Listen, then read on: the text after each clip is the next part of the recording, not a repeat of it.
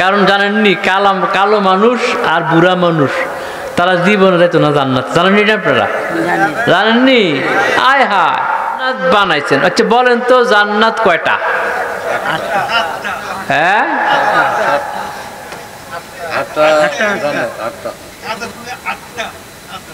জান্নাত 8টা। বলেন জান্নাত একটা, কয়টা? কথা বলেন কয়টা? একটা। দরজা কয়টা? দরজা হলো 8টা। সুবহানাল্লাহ হইতেন না? জান্নাত 1, দরজা 8। মনে থাকবে? মনে থাকবে? আগে মানুষে কইতো জান্নাত 8টা, জান্নাত 8টা না, জান্নাত একটা, দরজা 8টা। জাহান্নাম কয়টা বলো তো? জাহান্নামও একটা, দরজা হইল 7টা। মাশাআল্লাহ, আজকে এটা শিক্ষা যান, আর বেশি ওয়াজ দরকার নেই। এবার দেখেন সাদ্দাতে তিনি অ্যানালাইসিস করলেন যে জান্নাতের ভিতরে কি কি আল্লাহ তাআলা নিয়ামত দিয়া তৈরি করছেন। সুবহানাল্লাহ হইতেন না? জান্নাতের একটা ইট হবে স্বর্ণের, আর একটা ইট হবে রূপার। সুবহানাল্লাহ হইতেন না? কারা কারা যেতে চান জান্নাতে? মাশাআল্লাহ, নারায়ে তাকবীর, নারায়ে তাকবীর। হাত নামান। জান্নাতে যেতে হলে প্রথম শর্ত হলো বিড়ি খেতে হবে নাকি? জান্নাতে যেতে হলে দুধের সঙ্গে পানি মিশাতে হবে। জান্নাতে যেতে হলে সুদ, ঘুষ, পরনিন্দা এটি করলে তাড়াতাড়ি যাবেন কে জান্নাতে, নাকি? তাহলে আপনারা সবই জানেন জান্নাতে যেতে হলে আল্লাহ যে আমাদের উপর কয়েকটা কাজ দিচ্ছেন। একটা কাজ হলো একটা মুমিন ব্যক্তির জন্য 5 ওয়াক্ত নামাজ জামাতের সঙ্গে আদায় করা। সুবহানাল্লাহ। আল্লাহ রাসূল তো মেরাজে গেছেন, বিশ্বাস করেননি? এটা করেননি? তিনি যখন মেরাজে গেছেন তখন জিবরাইল আলাইহিস সালাম আল্লাহ রাসূলকে জান্নাতটা ঘুরে ঘুরে দেখাচ্ছেন, জাহান্নামটাও দেখাচ্ছেন। এমন সময় আমার রাসূলের কানের মধ্যে জান্নাতের ভিতরে তিনি একটা শব্দ শুনতে পাচ্ছেন, আল্লাহু আকবার।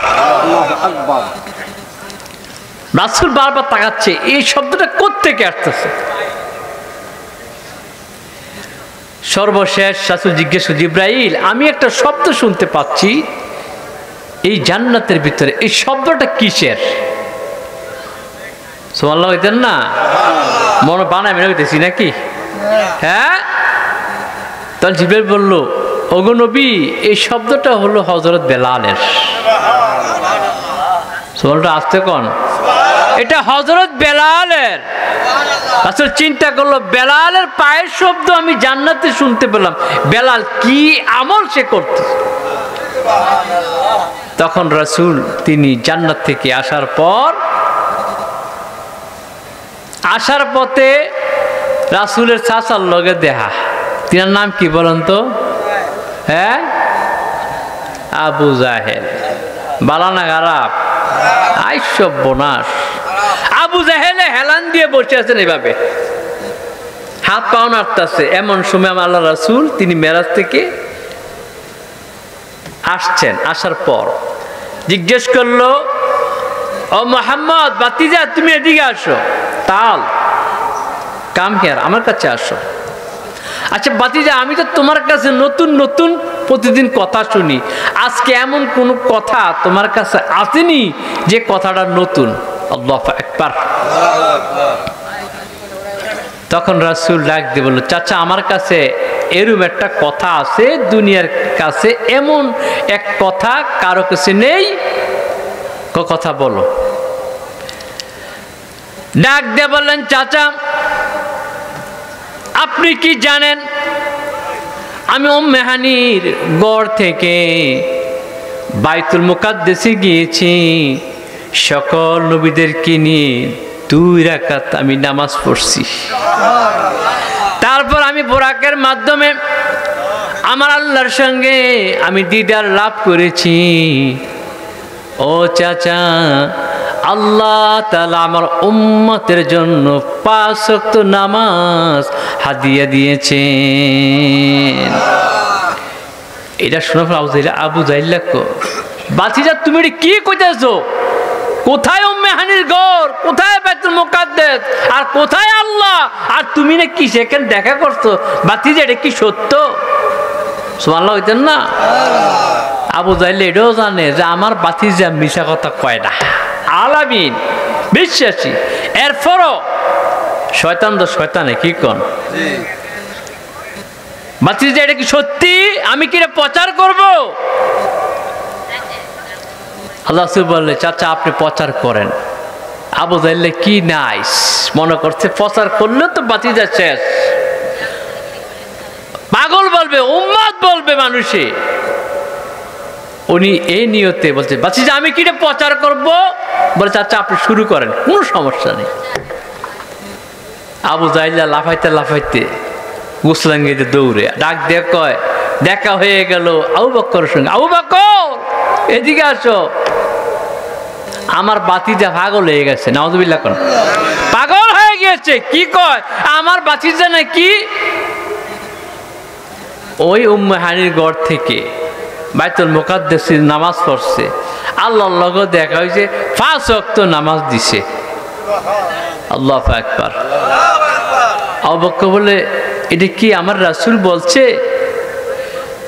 আবু বকর ছিল আল্লাহ রাসূলের বন্ধু, ব্যবসায়ী পার্টনার। এটা কি আমার রাসূল বলছে? হ্যাঁ রাসূল বলছে। যদি আমার রাসূল এ কথা বলে থাকে তাহলে আমার রাসূল যা বলেছে তাই সত্য। খাইছে রে, আমি তো কুয়ে দেন বিপদে না বললাম, অন্ত আমি কথা বলে বিপদে পড়লাম। কারণ সর্বপ্রথম নামাজের দাওয়াতটা আবু জাহিলের মাধ্যম দিয়ে শুরু হয়েছে। সুবহানাল্লাহ। সেই উম্মে রাসূল যখন মেরাজ থেকে আসলেন, আসার পর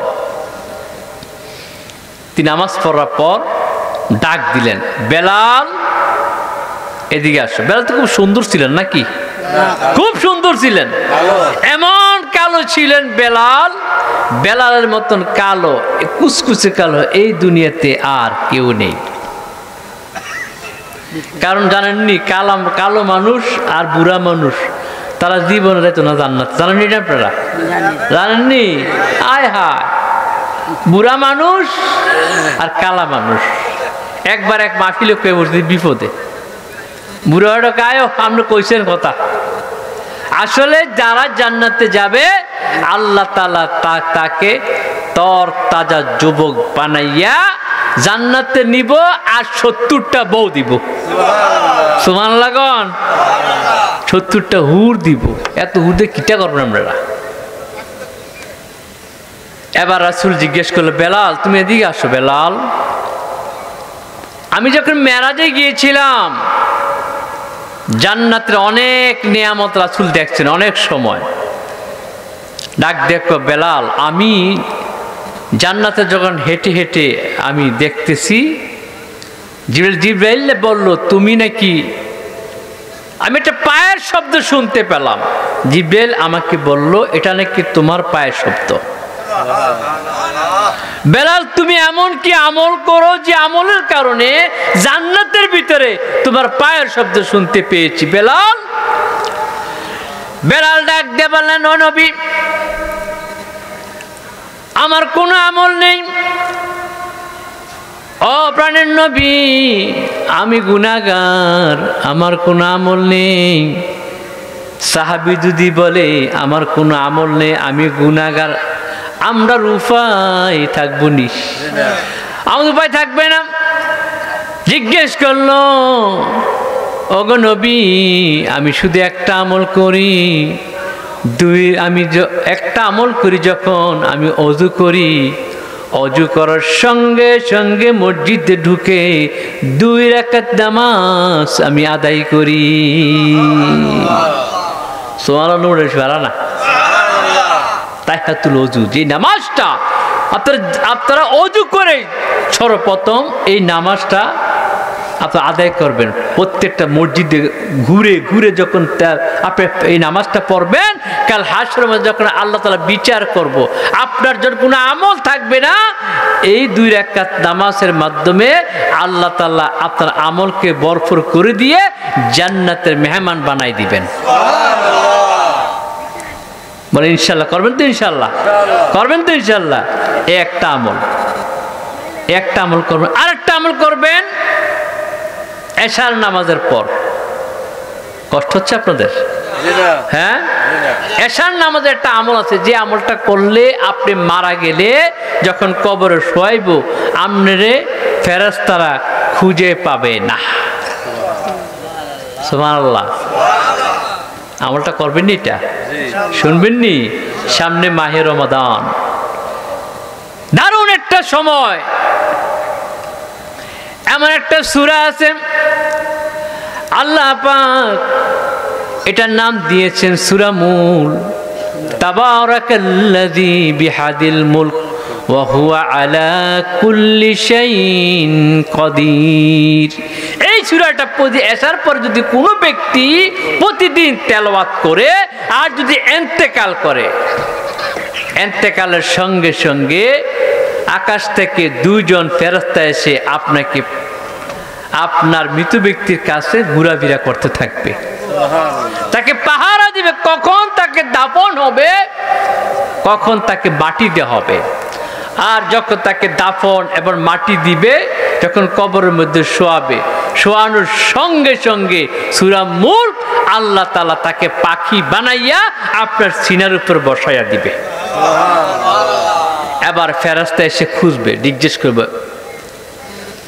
করবে ও পাখি, কি তোমার নাম, কি তোমার পরিচয়? কবরের মধ্যে যে ব্যক্তি ছিল, আব্দুল জব্বার, আব্দুল করিম, আব্দুর রহমান, আব্দুল্লাহ, এই ব্যক্তি শোয়া ছিল, তুমি গেল কোথায়? তিনি ঘুমায় থাকবেন।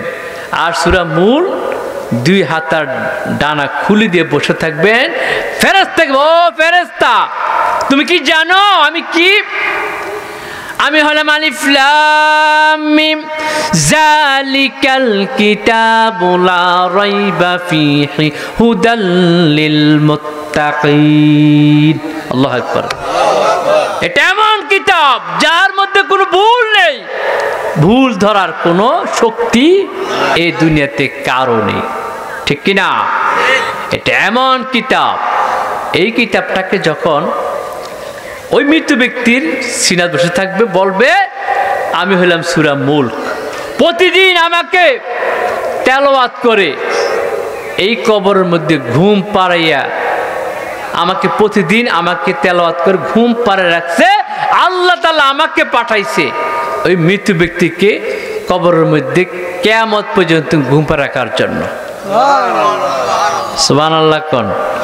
তাহলে আমল কটা শিখলেন? 2টা। এই 2টা আমল যদি আপনি করতে পারেন, তাহলে রমজান মাস যদি এই অবস্থা কেউ ব্যক্তি ইন্তেকাল করে, আল্লাহ তাআলা তার কবরের আযাব মাফ করে দিবেন ইনশাআল্লাহ। বলে ইনশাআল্লাহ। ইনশাআল্লাহ। এই যে এত নিয়ামত, ফাবি আইয়ি আলা'i রাব্বিকুমা তুকাজ্জিবাহ, তোমরা আল্লাহর কোন কোন নিয়ামতকে অস্বীকার করবে? পারবেন করতেন? মূসা আলাইহিস সালাম আল্লাহর সঙ্গে বেশি বেশি কথা কইতেন মোবাইলে, নাকি মোবাইলে কথা বলতেন না? মূসা আলাইহিস সালাম একদিন জিজ্ঞেস করলো, আল্লাহ ও রাব্বুল আলামিন, দুনিয়াতে আপনি এত মাখলুক পাঠাইছেন, ও আল্লাহ তাআলা, তাদের রিজিকের খবর আপনার মনে থাকে কেমনে? সুবহানাল্লাহ দেন না? কেমনে মনে থাকে আল্লাহ আপনার রিজিকের খবর? আল্লাহ ডাক দেখো, মূসা তাই নাকি, তুমি জানতে ইচ্ছে করে? মূসা নবীর হাতে একটা লাঠি ছিল, ওই লাঠি দিয়ে মূসা নবী যখন জমিনে রাখতেন সাপ হয়ে যেত। লোহিত সাগরের মধ্যে যখন রেখেছে, কাফেররা যখন মুসা নবীকে মারার জন্য টার্গেট করলেন, আল্লাহ তাআলা রাস্তা বানাইয়া মুসা নবীরে পার করে দিয়েছেন, পার করে দিয়েছেন মুসা নবীকে। সেই মুসা নবীর এবার দেখেন ওই পাথরটা যখন আল্লাহ ডাক দিয়ে বললেন, ও মুসা, তোমার হাতে যে লাঠি, একটা পাথর দেখা যায়, ওই পাথরের মধ্যে তুমি আঘাত করো। সুবহানাল্লাহ কোন। এবার পাথরটা যখন আঘাত করলো, পাথরের মধ্যে বাড়ি দেওয়ার সঙ্গে সঙ্গে টন করে আওয়াজ হয়েছে। সুবহানাল্লাহ কোন। পাথর ভাঙে নাই। ডাক দিয়ে বলেন, আল্লাহ, পাথরকে আঘাত করলাম, পাথর ভেঙে নাই। আল্লাহ ডাক দিয়ে আবার লাগাও। আবার বাড়ি দিলেন, বাড়ি দেওয়ার সঙ্গে সঙ্গে পাথরটা একটু পেটে দিয়েছেন। সুবহানাল্লাহ। আরেকবার তাফসীরের মধ্যে পেয়েছি 4 বার বাড়ি দিয়েছেন। আবার যখন বাড়ি দিলেন, 3 বার বাড়ি দেওয়ার পর মুসা নবীকে আল্লাহ ভাঙে নাই। আল্লাহ ডাক দিয়ে, মুসা রে, তোমার কি শক্তি নাই? শক্তি দিয়া তুমি বাড়ি লাগাও। এবার মুসা নবী খুব গরম ছিলেন, লাঠিটা হাতে নিয়ে বলেন, ওয়াহেদ ইসনাইন সালাসা, 1 2 3, 1 2 3 কইয়া যখন বাড়ি লাগাইছেন, বাড়ি দেওয়ার সঙ্গে সঙ্গে পাথরটা 2 টুকরা হইয়া গেছে। সুবহানাল্লাহ, নারায়ে তাকবীর, নারায়ে তাকবীর। এবার যখন ভাঙলো, পাথরের ভিতর দেখতে পেলেন একটা পোকা বসে বসে সবুজ পাতা কামড়াইয়া কামড়াইয়া খায়।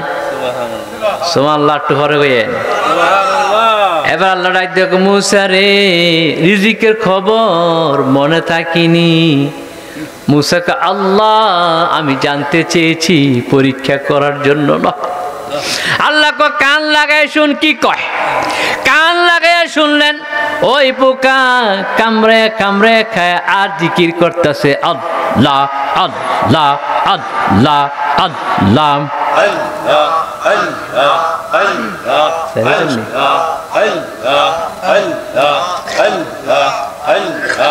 লা ইলাহা ইল্লাল্লাহু মুহাম্মাদুর রাসূলুল্লাহ সাল্লাল্লাহু আলাইহি ওয়াসাল্লাম।